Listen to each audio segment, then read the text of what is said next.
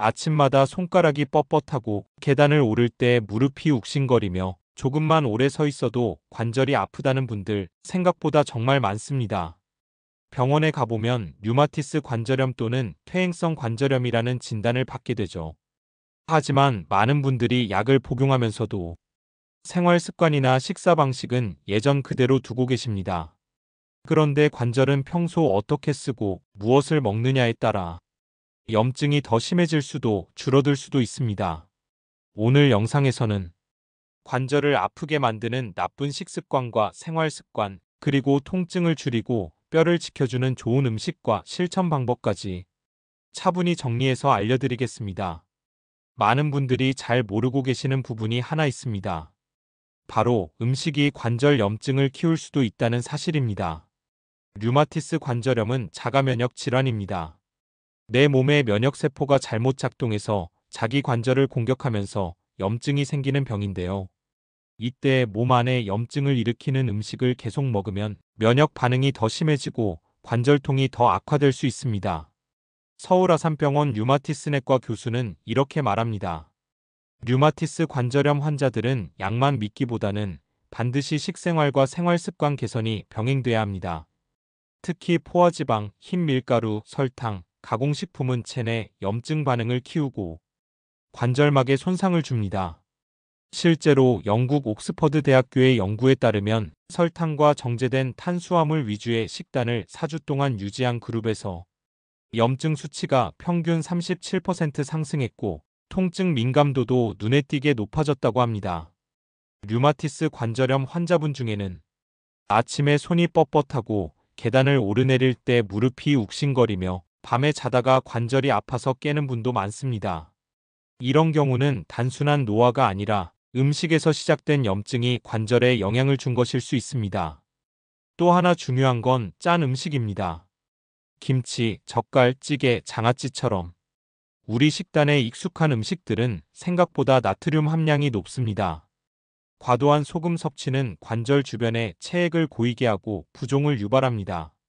관절이 붓고 눌렀을 때 통증이 심해지는 분들은 식사 속 나트륨 섭취를 꼭 줄여야 합니다. 따라서 류마티스 관절염이 있는 분이나 관절 통증이 심한 분은 염증을 키우는 음식은 줄이고 항염 식단으로 전환하셔야 합니다. 설탕은 과일로 대체, 흰빵은 통밀빵, 현미밥으로 대체, 튀김은 찜이나 구이, 생채소로 조리법 바꾸기, 가공식품은 가급적 피하고 신선한 재료로 직접 조리하기. 이런 식단 변화만으로도 3주에서 4주 뒤엔 아침에 관절이 덜 뻣뻣하고 통증 강도가 눈에 띄게 줄어들었다는 분들이 많습니다. 이제 반대로 관절을 지키고 뼈 건강을 도와주는 음식들을 살펴볼까요? 단순히 칼슘만 먹는다고 뼈가 강해지는 건 아닙니다. 흡수율, 염증 억제, 항산화 작용까지 함께 고려해야 진짜 건강한 식단이 됩니다. 첫째, 칼슘이 풍부한 식재료는 기본입니다. 한국영양학회는 65세 이상 어르신의 하루 칼슘 권장 섭취량을 800에서 1000mg으로 권하고 있지만 실제 식단에서는 절반도 채우지 못하는 경우가 많습니다. 멸치, 뼈째 먹는 생선, 유제품, 두부, 시래기, 무청, 참깨, 들깨 이런 음식들을 식사 중간중간 자주 넣어주는 것이 핵심입니다. 칼슘은 따로 한 번에 먹는 게 아니라 하루 전체 식단에서 조금씩 나눠 먹는 것이 흡수율을 높입니다. 둘째, 비타민 D 섭취는 필수입니다. 아무리 칼슘을 많이 먹어도 비타민 D가 부족하면 뼈에 제대로 흡수되지 않습니다. 분당서울대병원 교수는 이렇게 말합니다. 비타민 D는 단순히 칼슘 흡수만 도와주는 게 아니라 면역계 조절을 통해 류마티스 관절염의 염증을 완화하는 데도 직접 관여합니다. 특히 우리나라 60대 이상 여성의 70%가 비타민 D 결핍 상태라는 통계도 있습니다. 햇볕을 하루 20분 정도 쬐는 것만으로도 비타민 D 생성에 도움이 되고 음식으로는 달걀 노른자, 버섯, 정어리 통조림 등을 챙기시면 좋습니다. 셋째, 오메가3 지방산은 관절의 친구입니다. 미국 류마티스 학회 발표에 따르면 오메가3 지방산을 꾸준히 섭취한 환자들은 아침 관절의 뻣뻣함과 통증이 뚜렷하게 감소했다고 합니다.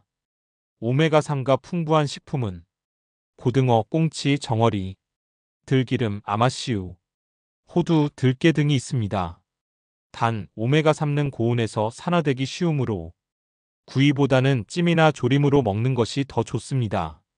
넷째, 항산화 작용이 뛰어난 식품은 꼭 챙기셔야 합니다.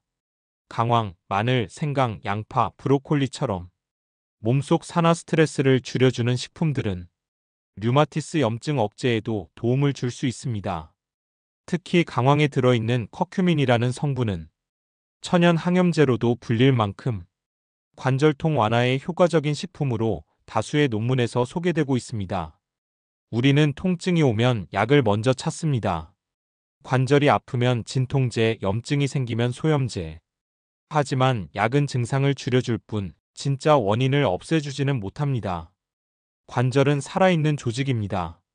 매일 우리가 어떻게 먹고, 어떻게 움직이고, 얼마나 쉬느냐에 따라 그 상태가 달라집니다. 그리고 그 모든 것은 오랜 시간 쌓인 생활 습관에서 비롯됩니다. 음식을 예로 들어볼까요? 오늘 반찬 하나를 들기름으로 무쳤는지, 튀긴 음식으로 마무리했는지 사소해 보이지만 이런 선택이 내 몸속 염증 수치를 바꿉니다. 내가 어떤 자세로 앉았는지, 얼마나 오래 서 있었는지, 밤에 얼마나 숙면을 취했는지도 관절과 뼈의 회복에 직접적인 영향을 줍니다. 요즘 같은 시대엔 정보가 넘쳐나지만 실천은 부족합니다. 그래서 건강을 지키는 건 지식보다도 습관입니다. 지금 이 순간부터 작은 것 하나라도 바꿔보세요. 반찬의 간을 조금 줄이고 한 숟갈의 기름을 바꾸고 매일 햇볕 10분이라도 더 쬐고 무릎 꿇고 앉는 습관을 의자에 앉는 습관으로 바꾸는 것. 그 모든 것이 모여서 3개월, 6개월, 1년 후의 관절을 완전히 다르게 만들 수 있습니다. 우리가 흔히 하는 말이 있죠. 나이는 숫자일 뿐. 그 말이 사실이 되려면 몸이 뒷받침돼야 합니다. 그 중에서도 관절은 삶의 움직임 자체를 좌우하는 가장 중요한 건강입니다. 건강한 관절은 걷고 일하고 여행하고 가족과 함께하는 삶을 지켜줍니다. 아프지 않고 잘 사는 것, 그 시작은 오늘 내가 바꾸는 작은 습관 하나입니다. 지금부터 실천해 보세요. 당신의 관절이 가장 먼저 그 변화를 느낄 것입니다. 앞으로도 이런 건강 정보가 궁금하시다면 건강TV를 구독해 보세요.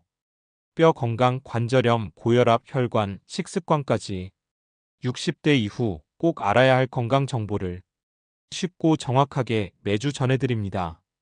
정보는 많지만 내 몸에 맞는 실천법을 찾기 어려우셨던 분들께 건강TV가 도움이 되어드릴 수 있을 거예요. 지금 구독하시고 앞으로의 건강도 저와 함께 지켜보시죠.